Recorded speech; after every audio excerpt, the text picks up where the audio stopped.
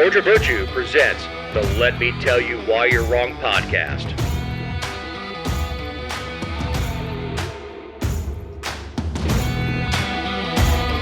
Welcome to episode 200, 2022. I'm Dave Roberts. With me is my partner in crime, owner of the Georgia Virtue, writer, journalist, dog mom, Jessica Szilagyi. Happy New Year, Dave. Happy New Year. How are your holidays? I mean, I'm here. Yeah, it is the Rona rage of 2022. It is. We got hit. Well, I got hit with Rona. What? Yeah, and we had grand plans to do stuff over the holidays with you and me. I mean, not together, but as far as doing some stuff for the show and doing some interviews for the show. But you went out and got the Rona. I did, and I had a fairly mild case. I mean, I was pretty sick, but relatively speaking, you know, I fared well compared to how some of the stories we've heard about people. But I also feel lucky. You know, it took how many months? Almost, I guess, like 21 months to hit me. That's a long time. Especially as many courts that you walk into. Yeah. Because, you know, you cover criminal cases, and those are people that have been in lockup. Well, sure, but I mean, I'm not sitting like next to them. Well, something that Matt Lowe and I covered on our show is coronavirus is very prevalent in white-tailed deer. So I was wondering which deer you were kissing. The reindeer. The reindeer. It was Christmas. And very sorry it happened to you. I'm glad it was a mild case, because there are people that, again, on ventilators, and we talked about a little before the show, that there are people, especially at the beginning of this, ventilator shortages and hospitals overflowing with COVID patients and everything else. And this new variant, not to make light of it, because it still does affect people, seems to be, from an outside person, you have more firsthand experience, obviously, a case of the flu, where it hangs around for a week and then you feel like crap for a month. Yeah, I would mostly agree with that. I mean, like you said, and I think that's what's so alarming about COVID. Like, no matter what your perspective is on how it all is unfolding and impacting our lives, but you don't know how it's going to impact certain people. And then, of course, it's changing and mutating. So you really don't know how it's going to impact people. And so I think there's like a little bit of a mental game that it plays with you too, when you realize that you have it, because you're like, okay, so like you try to analyze like what actually feels bad, right? And then when you think about it, like you can convince yourself that you feel, I'm a believer that you can convince yourself you feel better than you do, and you can also convince yourself that you feel worse than you do. But well, Connie was on vacation between Christmas and New Year's. And that Thursday and Friday, the 30th and 31st, her bank had multiple branches closed because of COVID. Did not have enough employees to staff them because they were down. And look, we've conditioned ourselves to playing hurt. So much of my professional career, if you're not on your deathbed, you go to work. Mm-hmm. If you're going to use a sick day, you go play golf. Sure. But we play hurt. We say, okay, I've got a low grade fever, I'm fine, or I've got the sniffles, I'm fine. You may not feel great, but you get a big cup of coffee and say, all right, I'm going to gut this out, and you go to work. And what we're finding out with this is that's a horrible idea. And sure. And Connie had employees that were like, no, I'm fine, I'll go. And she's like, the hell you will. You stay home until you don't, not only, not just a low grade fever, but you have no fever and you're not taking any fever reducing medicine. Or, that's corporate, that's not a Connie rule. That's corporate. Mm-hmm. Yeah. Personally, I would have, of course, there's nobody around that week. That's the week that there's nobody at senior management. I would have taken the healthy people from all the branches that were closing and put them together to staff other branches so that they could stay open. But that's me thinking like a business owner, not somebody working for a corporation. Sure.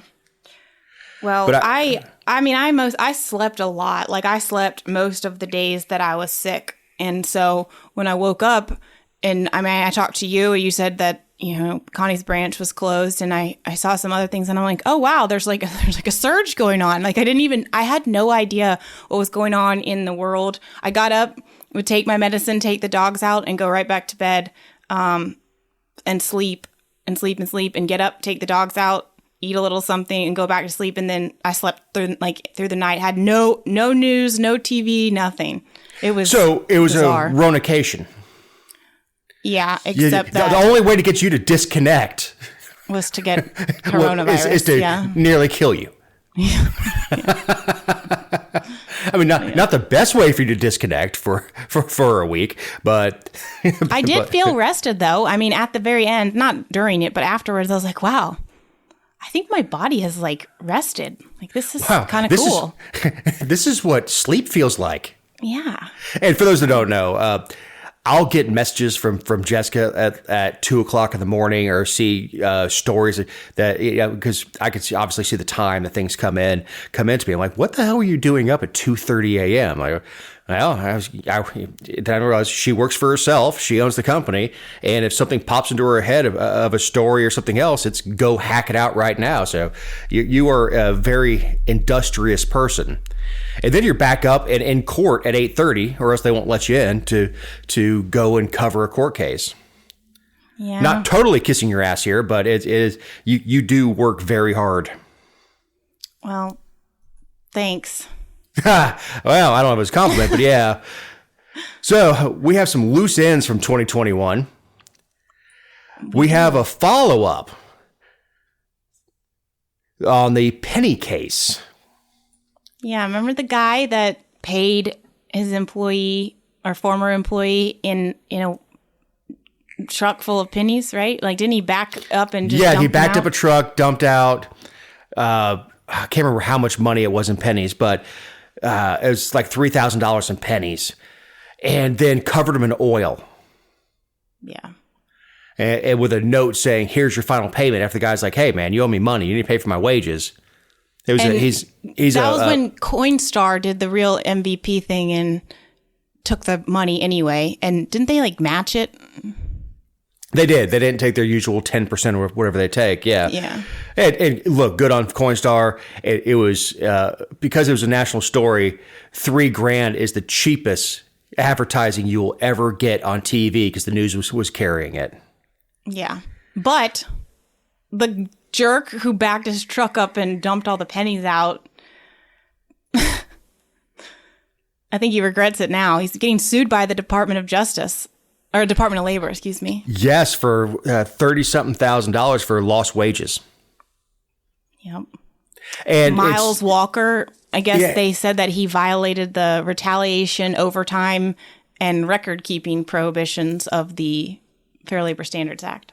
And what I said to you when you shot the story to him was the nail that sticks up gets hammered down.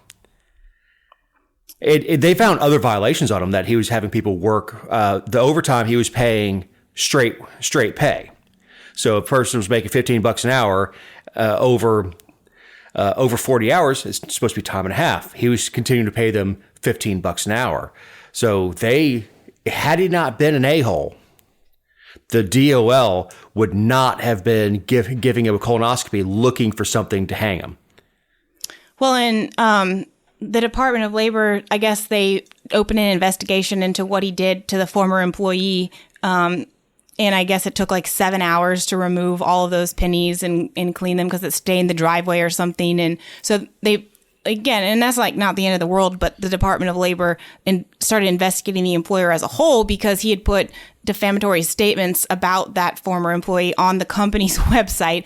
And they were selling a t-shirt that said "penny for your thoughts." So the employer was a complete jerk and like doubled down every chance he got and never even tried to walk back on it, which Yeah, I guess ballsy. that's respectable. No.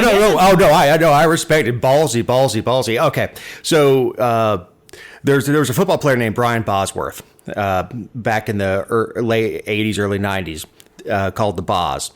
And there was when he came out of college and went into the NFL, they said he was a bust. So fans were in the stands wearing shirts that said, "The Boz is a bust."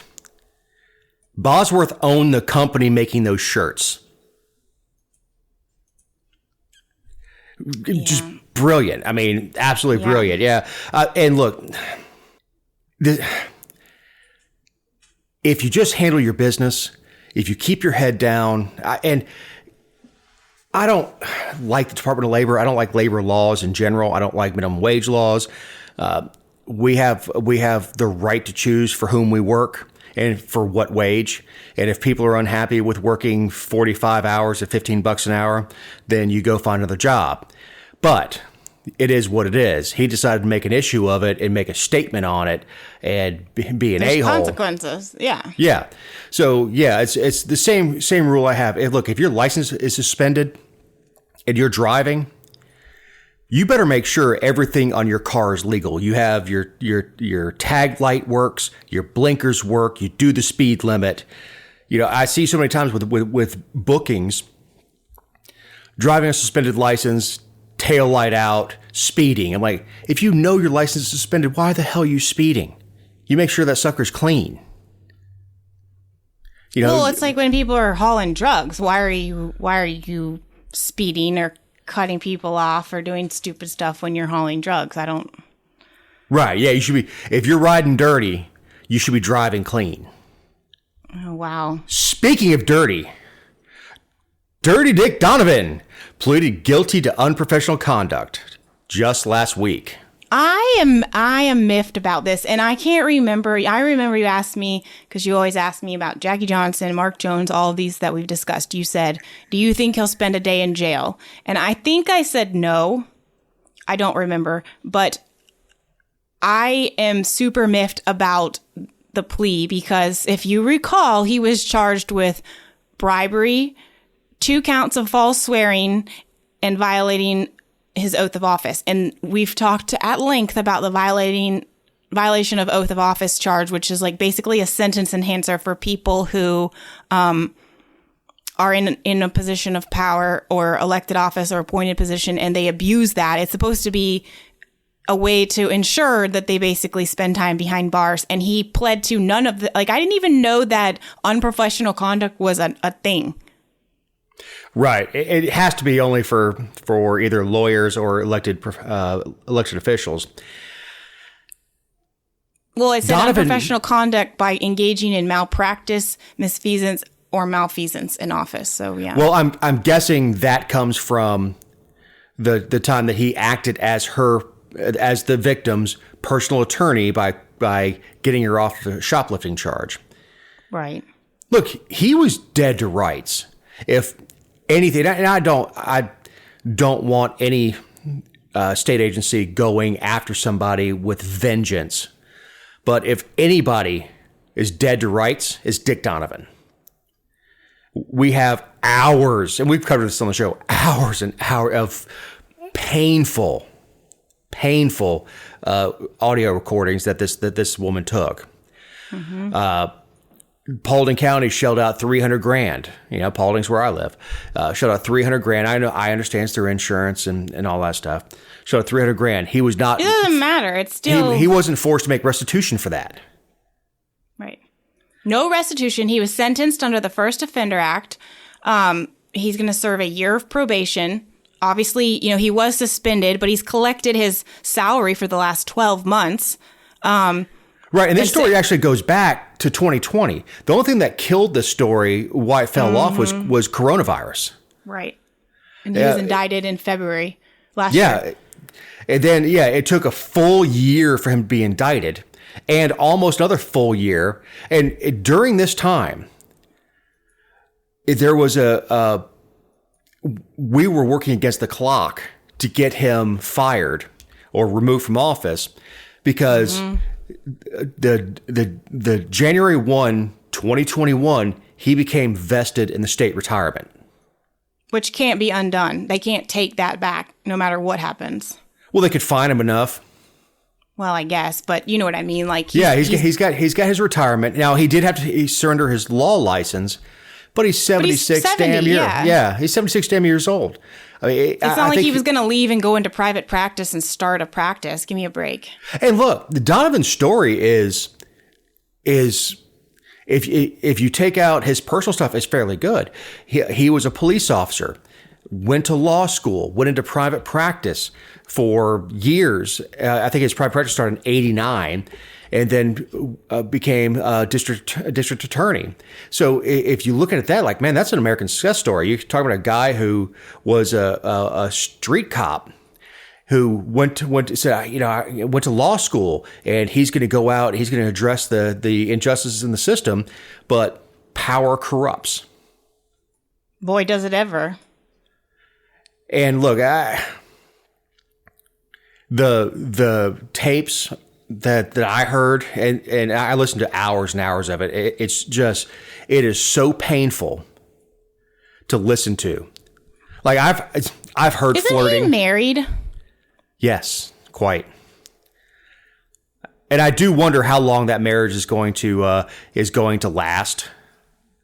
Now that he's no longer a state employee, no longer has state insurance and all that, I wonder if she's not going to take his pension and leave. Mm-hmm.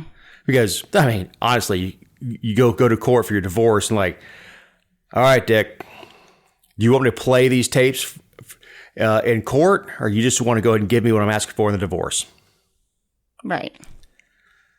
The other thing is the judge was a Cobb County judge, because every judge out in Paulding recused themselves, which is understandable.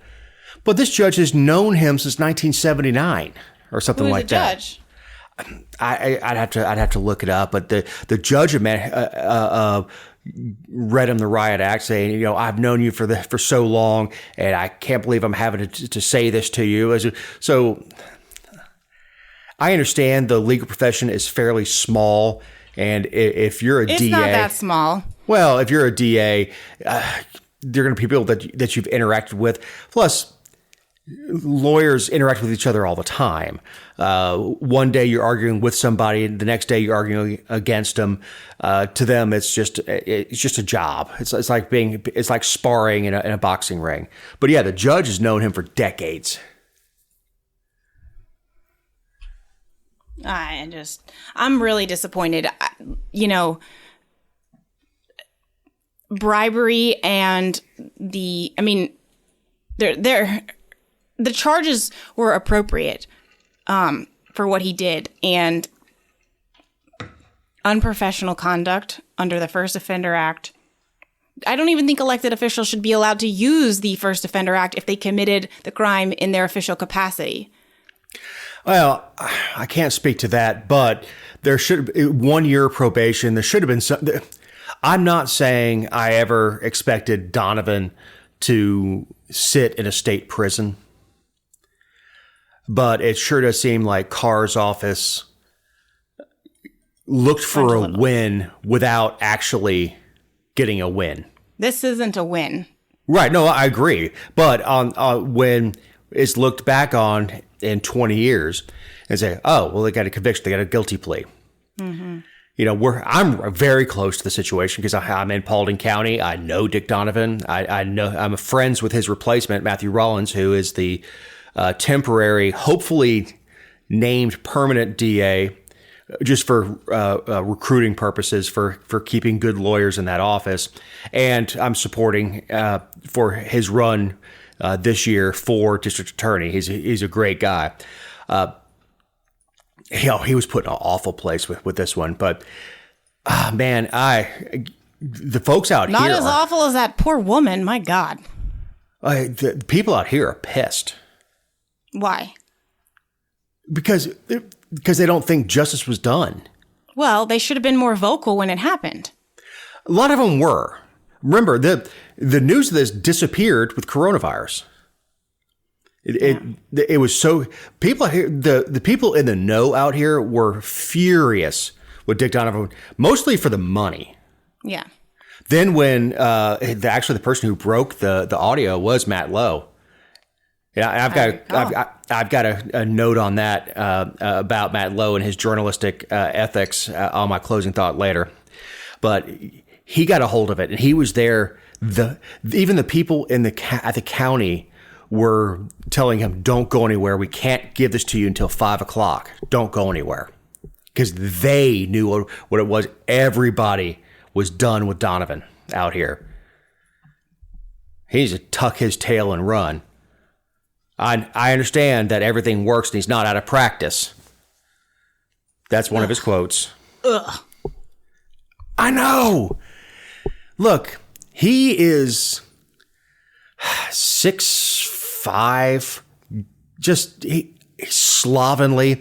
And one of the worst offenses is he carried a Ruger LCP, which is a .380, very small gun, outside his waistband.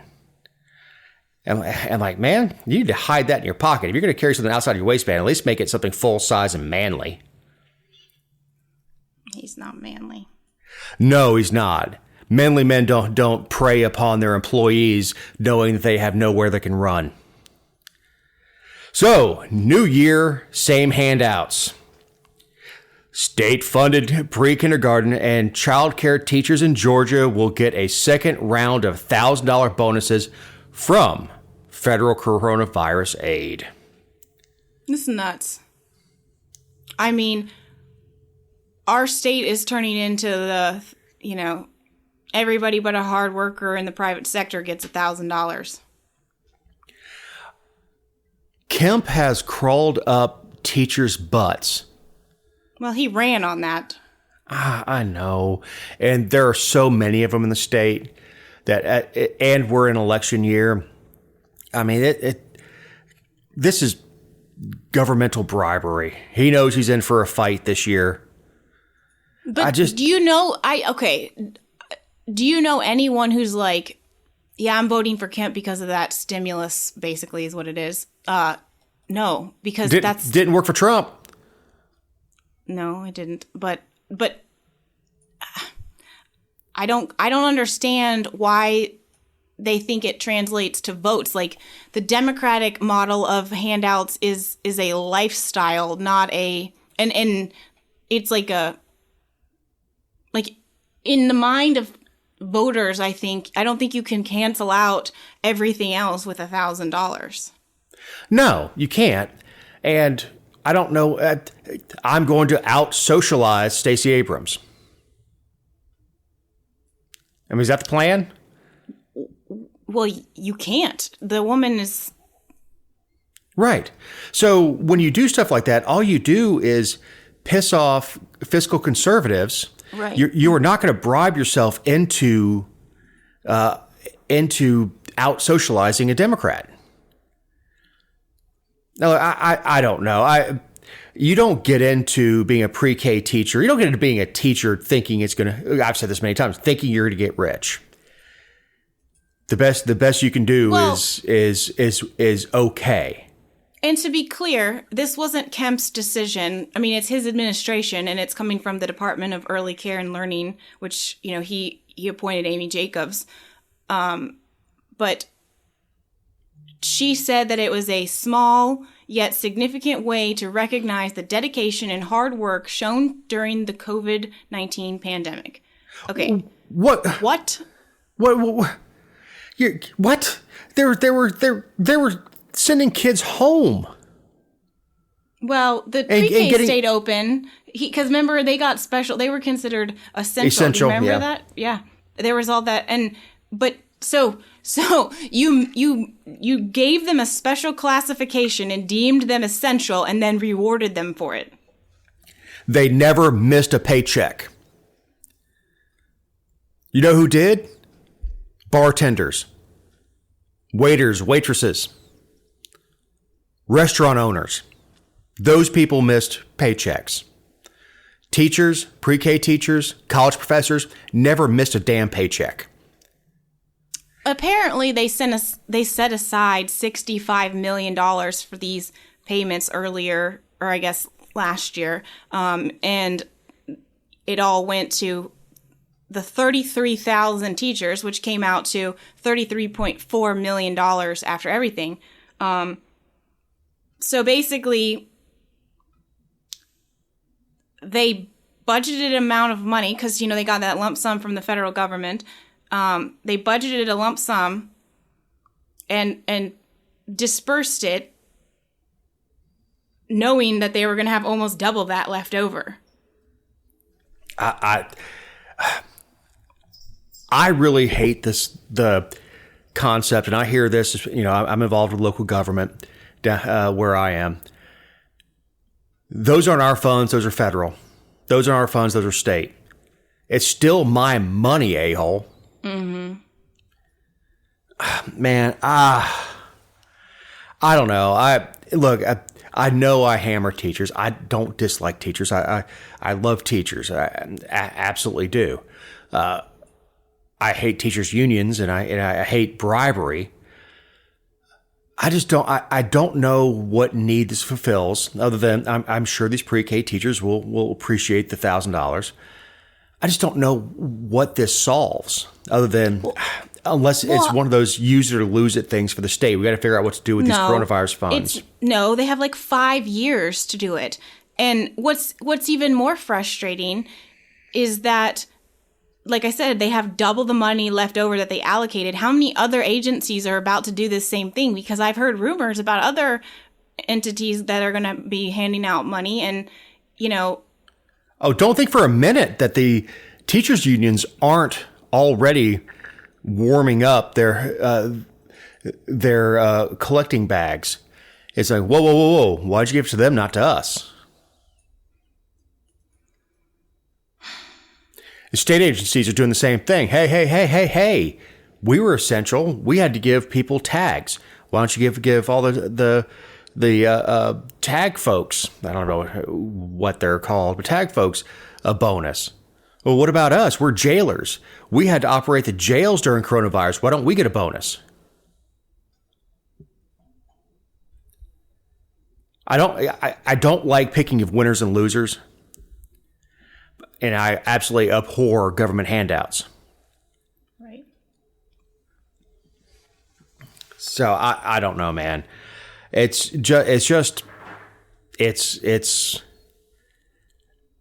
I guess that's his thing. He has been consistent with education and doing handouts for educators.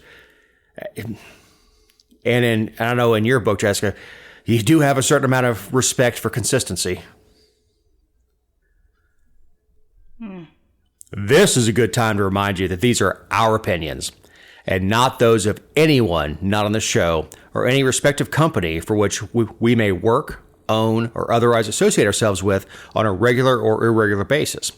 Also, you can find other episodes and relevant stories over at thegeorgiavirtue.com. Everybody, I want you to grab your wallet and hold it tightly. The Georgia legislature returns today in an effort to ruin our lives while scoring votes for re-election. Ugh. It's the worst time of the year. It's the best time of the year for news. Ralston announced... Is it, though? Oh, it's never good news. Ralston announced last week that the first day of session will begin earlier than usual, 8:30 a.m., to give lawmakers a chance to travel to Indianapolis for Monday night's college football championship game between Georgia and Alabama. Priorities. And there are a bunch of them going. Of course, because, well, I won't say because I'm not certain, but they do things to get those tickets. I'm not going to go as far as say quid pro quo, but yeah, that's one of those things. That's one of the fringe benefits of being under the Gold Dome. But they're legally, I think they're constitutionally required to convene on the second Monday of the year, which and they always start at 10 a.m. And obviously they are not swearing anybody in because it's in the middle of a term. So they usually just go procedurally anyway. Well, it's an election year, and it gives you a chance to go out there, put on red and black, and, put your finger in the air and say, go dogs and all that stuff, and put that stuff out on social media and on mailers and all that stuff. I don't have a problem with going to games and stuff like that. I have a problem with moving session around to accommodate it. Like, if you work a job, if you work Monday through Friday and you get tickets to the game, guess what? You got to take a vacation day, or your boss might say, you can't have Monday off. I'm sorry. I know the game is You asked for Monday this night. job. Right. That's the other thing. Not only did you ask for it, you spent money to get it. I mean, this is not else's money. Yeah, oftentimes. This is not I'm a mechanic and this is the job I could get and he wouldn't let me off on Monday. This is, I have another job that I'm going to tell that they have to let me go because I'm on state business, and then go on vacation. And again, I don't care one way or the other. I would have been fine with them gaveling in on Wednesday if it was constitutionally allowed. It doesn't bother me. It's a big deal for the state of Georgia. I am not a Georgia fan. It is not a big deal for the state of Georgia. It is a big deal for University of Georgia fans. Full stop. It is not a big deal for our state. Those universities and those athletic foundations get so much privilege and special treatment and nonsense. They aren't, give me a freaking break. Now, that's disingenuous. Look, it was a big deal for the state of Georgia when the Atlanta Braves won the World Series. No, it wasn't. It was a big deal for Atlanta Braves fans. It's only a big deal because you say that it's a big deal because people put athletics on a pedestal unwarranted and unnecessarily. That's because you don't like ball sports. No, it's not. That is not. I don't dislike sports, and that's not why I think that. I think people completely misplace. They let it impact their lives in ways that it shouldn't. It's sports. You don't even play. You're not part of the team. You're just a fan. They don't care who you are. They just want your money. Well, of course they do. Right. So don't of even. Course they do. Let's not act like. I'm not saying it's the most important thing in the state, but there. For one, I think that the national championship should be done on Saturday because they start it so late, and football. Why is it done on Monday? Hell if I know. I know that it's been like that for as long as I can remember, but has it always been that way? Well, yes, and the reason it's always been that way is the championship is not that old. Right. Traditionally, when I was a kid, there was no national championship game. You just you played your bowl games, and then the writers would get together and have a poll and choose who was the best team. There was no de facto. There was de facto championships. Like you'd have 1 and 2 play each other in a bowl game and decide that, but there was no structured thing. And then the bowl championship series came out, and that became a thing. And now we have a playoff that leads to this national championship. I don't know why it's on Monday. Super Bowl is held on Sunday because that's when pro plays. I would like to see that move to Saturday because the production on Super Bowl Monday is awful because everybody's up till 1 o'clock in the morning. Well, we moved session for that too. Right. Even though our teams are never good enough to go. Don't say never. Wow. We can get there. It's just, you go into halftime at 28-3 and blow it in the second half. I'm not bitter at all. Mm-hmm. But yeah, it is, even for city of Atlanta to bring back a championship because, Georgia traditionally does not have a lot of championships. I think Georgia won in 1980. You weren't born yet. Mm-hmm. The Braves in Atlanta have 2 after being in the playoffs many, many times. They have 2 championships. So, for the people of the state, for the fans, for the people that even casually observe, even if I'm not a basketball fan, if the Hawks win a championship, I'm like, that's a big deal. But I don't know about, I don't care. I just don't care. It's something to note that it was a big enough deal for Ralston to manipulate Session. We're manipulating Session so they can socialize and do recreational things. That's an absolute true statement. I cannot tell you why you're wrong on that one. Because you're not? Correct. Like talking to my damn wife. So Kemp has a proposal to make Georgia a constitutional carry state. Yeah. He made this announcement at Adventure Outdoors, I believe, which is in Smyrna. Owners actually live in Paulding County. They're a fine family. Jess? Yeah, I mean, I think the more appropriate term is permitless carry. I think there's 21 states that currently have that, like Tennessee, West Virginia. I don't know. There's lots of states, but it's diverse. Some of them have been that way. Tennessee only enacted it last year. I remember that. But, I don't think that anyone should have to have a license to carry a gun. First of all, in the state of concealed carry means that the weapon is concealed. So you don't know if someone has it. If you don't know they have it, you don't know whether or not they have a quote license to carry it. And then if you do know they have a gun, you still don't know if they have a license to carry it. And you're not allowed to ask, and law enforcement's not allowed to ask. So all we're doing is generating money for the state. And if you support these quote licenses, I mean, that's all you support, because there's no evidence that it really does anything to protect or make something more dangerous either way. Look, my version of constitutional carry is I can carry a machine gun into the state house. I don't disagree. If we're going to say constitutional, that means I can go buy an A10 and park it at my front yard. It's permitless carry. It is permitless carry, and the different versions I've seen of the bill, not this particular of bills that have been proposed, and I've read several that I don't think were ever dropped.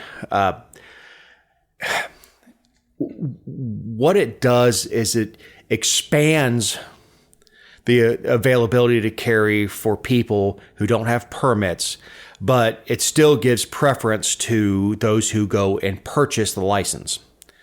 Now, I of course want the state to continue to issue licenses, because that gives you reciprocity in other states. Well, I was about to say Georgia Carry, which they just rebranded to Georgia 2A, I think. They just rebranded their entire organization. They have long been opposed to permitless carry for that exact reason. And in fact, that when you take away the permits, or it's not that they oppose, deregulation. It's that the way that things are set up in our laws, like you would be able to carry fewer places.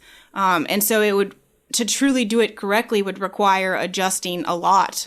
And I'm not sure that I trust our legislators to properly do that. I'm not saying they shouldn't, but I don't have much faith in them doing it. But you're right. They should. If people want to get a license, they should still be able to, so that they can go to Florida, they can go to Alabama. And I believe that will continue to be the case. You take a beautiful idea, let's say a nice Chateaubriand, an entire filet cut, and then you throw it into a sausage grinder, and it comes out.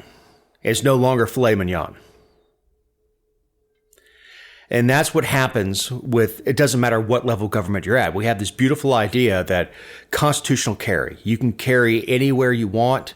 You have a absolute right endowed by our Creator to defend yourself, and you can carry anywhere you want, and it goes into a sausage grinder and they start doing carve-outs. What about church?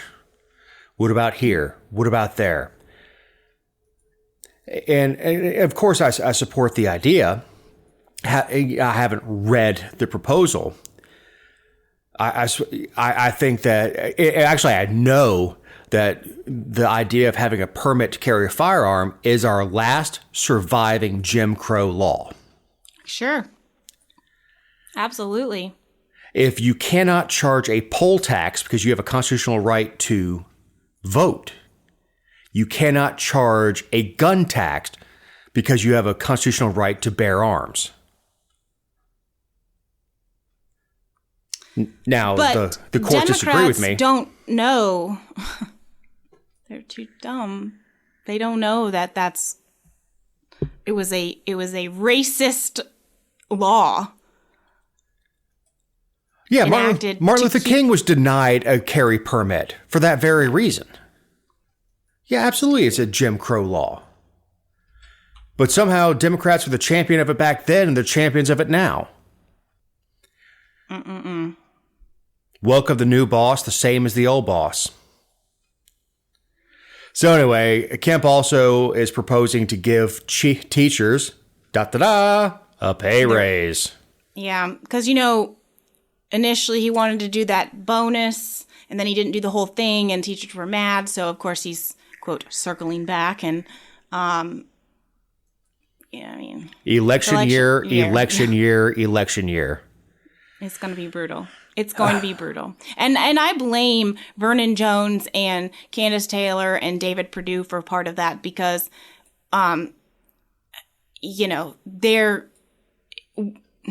he of course Kemp could do the principal fiscal conservative thing but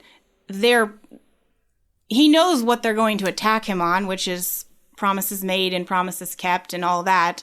And so we have to have these conversations when the teachers aren't going to vote for Kemp anyway. Those who are loyal to the union won't. There are a lot of teachers who will. I don't want to make a blanket statement on that, but they're not going to do it because of a pay raise or because of not getting a pay raise. When I say teachers, I'm talking about like the organizations, and they're not going to come out and endorse Kemp. They always endorse the Democrat. Right.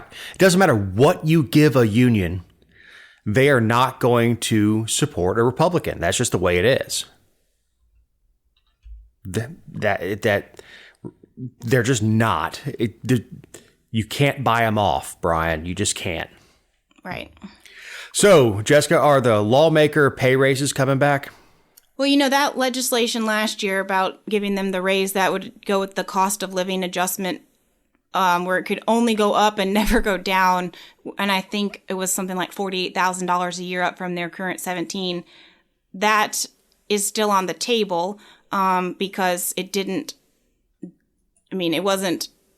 fail last year. It just didn't continue moving. So it's technically still live. So I fully anticipate that being added. I could totally see that being added to something like raises for teachers or some sort of mandate for pay raises for some law of the vehicle bill. Yeah. Well, no, I'm not a vehicle bill, but actually being included in there so that kind of like what they did with the citizens arrest thing where they made it so that like law enforcement got some additional privilege, or I forget what it was now, but just adding a thorn in something that's supposed to be a rose. Rosy. Mm-hmm. Yeah. Nice. Yeah. It would be really tough in an election year. Very tough. That they had a better chance last year being a off year. I would be surprised if a bunch of people looking for re-election gave themselves pay raises. I'd be shocked. Yeah, but I mean, it may come back in 23, but I don't see it this year. The only thing is that there's so much going on. There's so much infighting and so many issues on the chopping block that it doesn't really, there's going to be so much happening in November 2022. I'm not sure that. And the thing that works against it is that Democrats and Republicans both want the raise. Well, if it does come through, it'll be 3:00 in the morning on CNADA. or as they call it in Georgia, sign die. With their ugly seersucker suits. You're freaking adults, not 4-year-old little boys. So, I don't know, man. That's how they got. That's usually how they pass their gun bills. But with the governor pushing it has a chance. It just they're going to call something constitutional carry. That's probably not. Same thing with this. They're not going to call to pay raise. You're right. They may sneak it in with the teacher bill. A cost of living adjustment for lawmakers. Right. But that's going to feed campaign fodder for anybody running against them. Well, and I know that we're running long on time, but did you see where David Perdue is suing over... He's suing not Kemp, but the state over the, quote, unconstitutional law that allows people in elected office to have those committees that they can fundraise unlimited amounts on. It's not a PAC, it's something else. But in Georgia, or Kemp has the Georgians First Committee or whatever, and Perdue is saying that it's unconstitutional because it only applies to like elected people, but there's lots of laws that only apply to elected people because if you're not elected, you don't have. Yeah, you don't have the fundraising blackout if you're unelected. Right. Starting 8:30 today, the elected guys can't raise any money in the state house. Yeah. And for 40 legislative days, they can't. And neither can any constitutional officer. Like Kemp is not allowed to either when the legislature. So they can't raise any money. They've got to take. I think it's Antidote is the site most of them use for payment. They have to take that off their websites. Which I think is so stupid. I mean, if like all those lobbyists write them a check, leading up to this, and if they don't, they just say, "We've got you. Come, when session's over, we've got your back. We're going to send you the max or whatever it is." Like they just make promises and it's their word, and like it doesn't stop any corruption or unethical behavior. It's just like, give me a break. Right. Yeah, I understand the intent of it, but like I said before, legislate morality. You take Chateaubriand and you throw it in a sausage grinder, and what comes out? Something stupid. Oh, man. So Butch Miller has a plan to ban absentee ballot boxes. Yeah, I think he pre-filed the legislation, but, he's running to be our next lieutenant governor. He's the Senate pro tem right now, so... But can he throw a curveball? I don't give a shit if he can do anything. I mean, I want to know, like, God... Friggin' Jeff Duncan. I can't wait for him to... don't let the door hit you on the way out. Yeah, I don't... We never should have had these ballot boxes right, in the first place. I don't disagree with this one. No, but he voted to put them in place. Ah, well, there you go.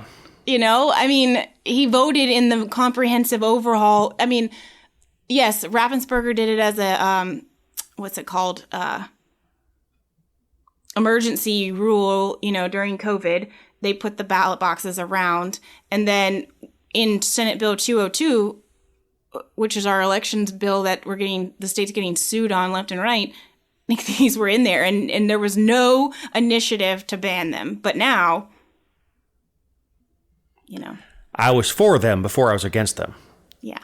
Before I was running for lieutenant governor. So we have my good friend, Speaker Ralston, endorsing legalized gambling in a constitutional amendment. Mm-hmm. So the conversation is to put parimutuel, horse racing, casinos, all of it, sports betting, all of it on one initiative and ask the voters, because this has to go by constitutional amendment.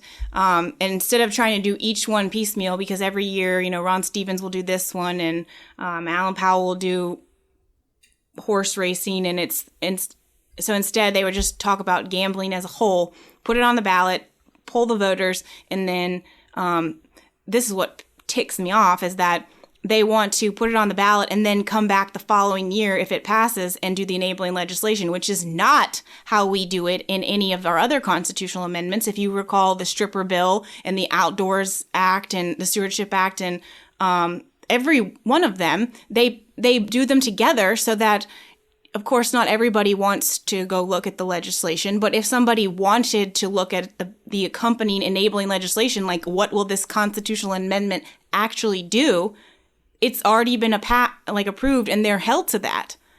This would allow them to poll us, and you know how stupid voters are, and then come back and basically do whatever they want. It's how the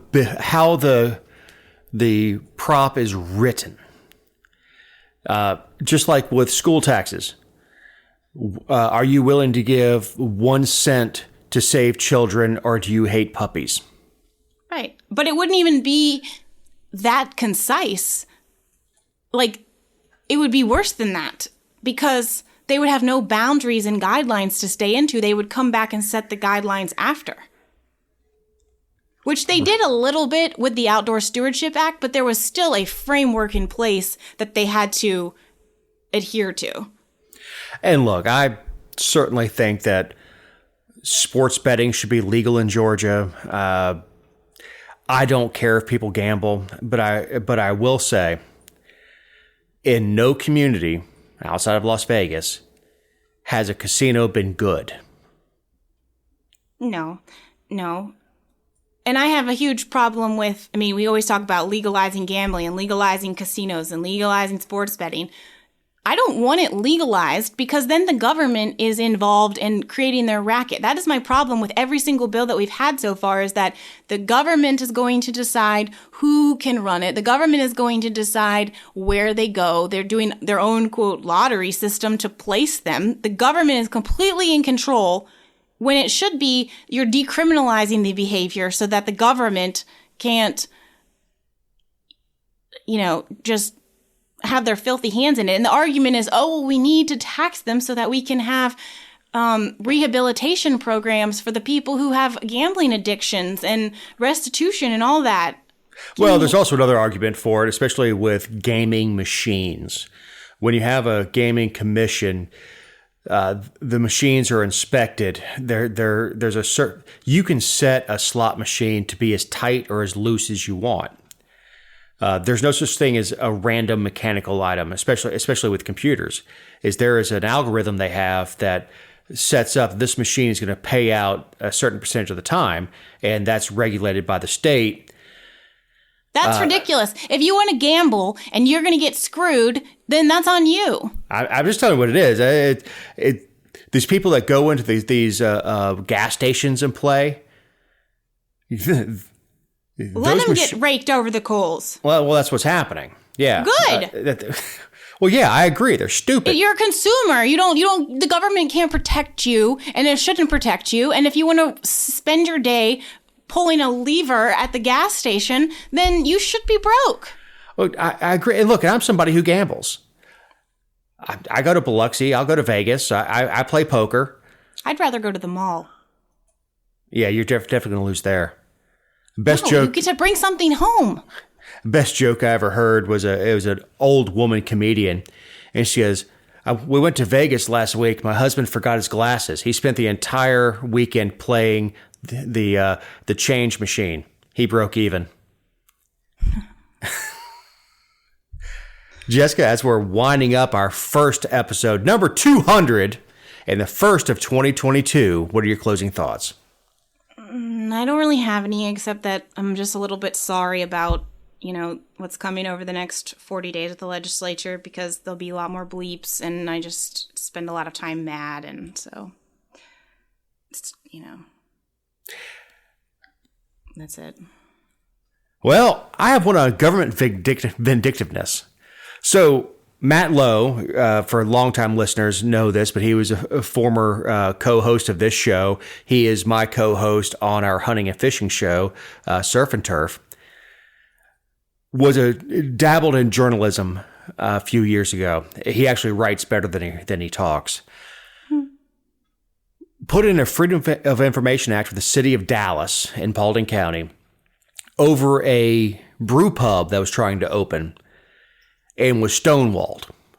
And he went to the city and continually pushed this like, hey, you're breaking the law. You have to give me the FOIA request. You have to do it. It has to cost this. He finally got the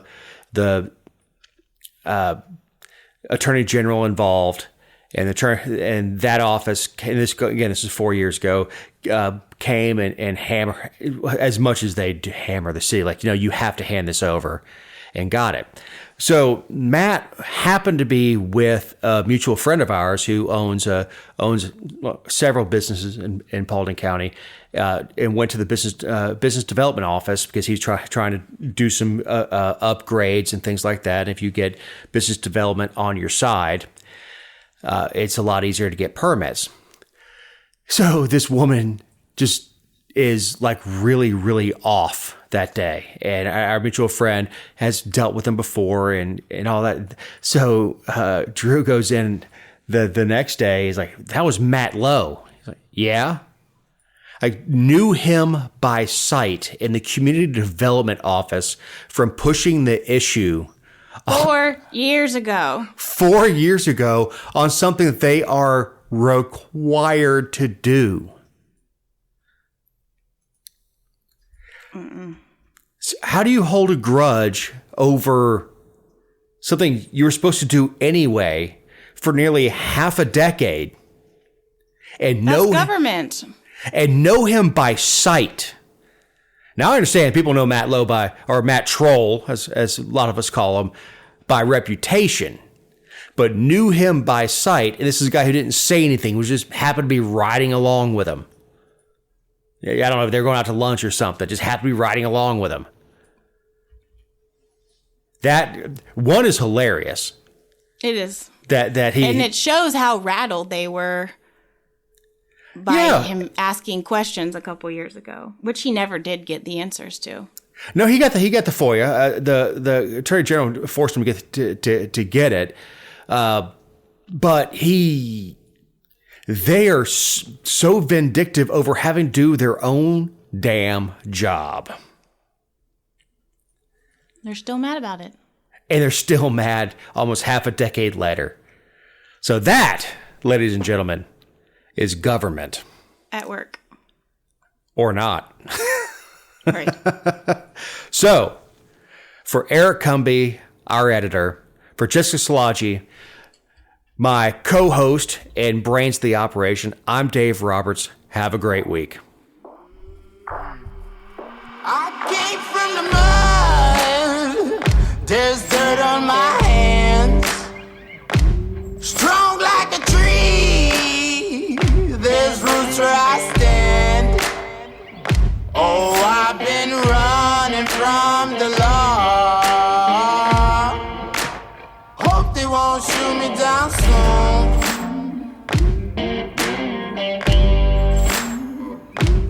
They sing on a sleepless night. Try to catch me howling at the moon.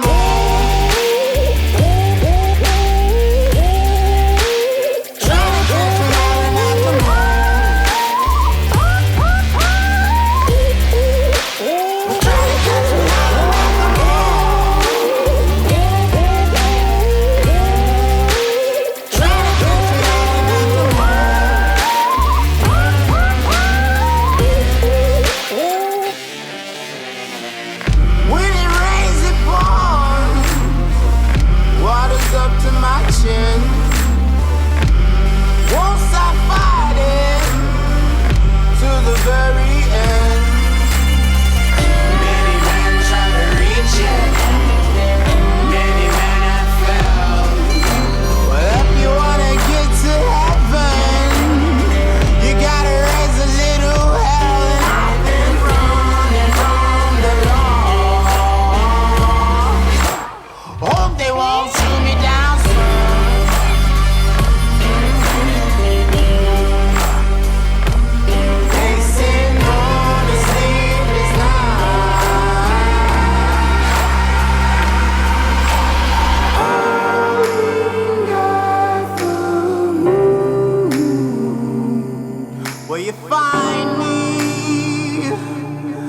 you find me.